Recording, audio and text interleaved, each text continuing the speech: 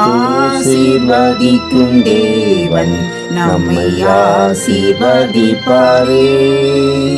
துதி ஸ்தோத்திரம் இயேசுநாதா, துதி உமக்கே என்றுமே. இன்று ஒரு வசனம்.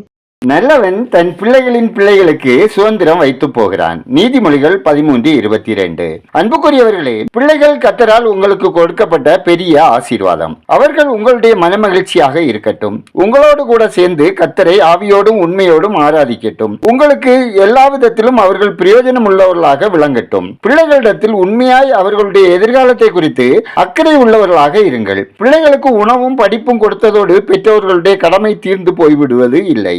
அவர்களுக்கு நீங்கள் இயேசுவை கொடுக்க வேண்டும். முன்மாதிரியான வாழ்க்கையை வாழ்ந்து காண்பிக்க வேண்டும். எல்லா விதத்திலும் தேவ பக்தி உள்ளவர்களாக வளர்ந்தோங்கி செழிக்க வழி நடத்த வேண்டும். உங்களுடைய வாழ்க்கையே உங்களது சந்ததிக்கு மாபெரும் செல்வமாகும். ஒவ்வொரு பெற்றோருக்கும் தங்களுடைய பிள்ளைகளை நல்ல வழியில் நடத்தும் பொறுப்பு கர்த்தரால் கொடுக்கப்பட்டிருக்கிறது. அன்பு பெற்றோரே, உங்கள் பிள்ளைகளை கர்த்தருக்கேற்ற சிக்ஷையிலும் போதனையிலும் அவர்களை வளர்ப்பீர்களாக. அவர்கள் அடையாளங்களாகவும் அற்புதங்களாகவும் விளங்குவார்கள். நாம் ஜெபிப்போம். கர்த்தாவாகிய அன்பின் பரலோக பிதாவே, ஆசீர்வதிக்கப்பட்டதான இந்த நாளுக்காய், இந்த நாளின் வசனத்துக்காய் நன்றி சொல்கிறோம். அப்பா, நீர் எங்களுக்கு தந்த சுதந்திரங்களை உமக்கு பிரியமானவர்களாக உங்க வழியிலே வளர்க்க உணர்வுள்ள இதயத்தை தந்தள்ளுவீராக. ஆண்டவரே, உங்க பிள்ளைகள் அனைவரும் ஆவிக்குரிய வாழ்விலும் குடும்ப உறவிலும் வளர்ச்சி அடையவும் வளர்ந்து செழிப்படையவும் ஒவ்வொருவரையும் பரிசுத்த ஆவியானவரால் அபிஷேகித்து ஆசீர்வதிங்க.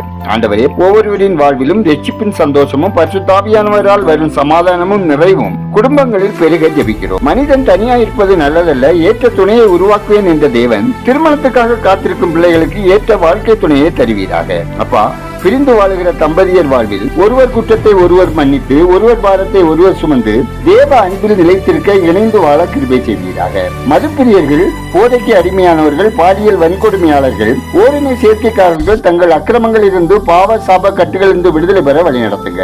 ஆண்டவரே, ஒவ்வொருவரின் அப்பம், தண்ணீர், பொருளாதாரம், முயற்சிகள், விருப்பங்கள், வேலை, தொழில், வியாபாரம், விவசாயம் ஆசீர்வதிக்கப்படவும், மாற்றுத்திறனாளிகள், தெருவோரங்களில் வாழ்வோர், ஆதரவற்றோர், ஒதுக்கப்பட்டோர், மனநலம் பாதிக்கப்பட்டோரின் அணுகு தேவைகள் சந்திக்கப்படவும், உதவும் கரங்கள் ஆசீர்வதிக்கப்படவும் ஜெபிக்கிறோம். தேசம் ஆசீர்வதிக்கப்படவும், இரட்சகரை அறியும் அறிவில் வளரவும், தமிழகத்தில் திருட்டு மற்றும் வழிப்பறி சம்பவங்களில் தொடர்புடைய அனைவரும் கைது செய்யப்படும்படியும் அவர்கள் மனம் திரும்பவும், தமிழ்நாட்டில் அரசு கலை மற்றும் அறிவியல் கல்லூரிகளில் உள்ள பணியிடங்கள் நிரப்பப்பட அரசு தகுந்த நடவடிக்கை எடுக்கப்படவும், ஏழை மக்கள் பயன்பெறும் வகையில் இறக்குமதி வரியை உலக நாடுகள் ரத்து செய்யும்படியும் ஜெபிக்கிறோம். மிஷனரிகள் நலன் காக்கப்படவும், பணித்தளங்களில் பரிசுத்த ஆவியானவரின் கிரியைகள் நடைபெறவும், ஊழிய தடைகள் அகலவும், தடை செய்வோர் ரட்சிக்கப்படவும் ஜெபிக்கிறோம். எங்கள் விண்ணப்பத்தை அங்கீகரித்ததற்காக நன்றி சொல்லுகிறோம். துதிய நன்மையை உமக்கே செலுத்துகிறோம். இயேசுவின் நாமத்தில் ஜெபிக்கிறோம் எங்கள் ஜெபங்களும் நல்ல பிதாவே, ஆமென்.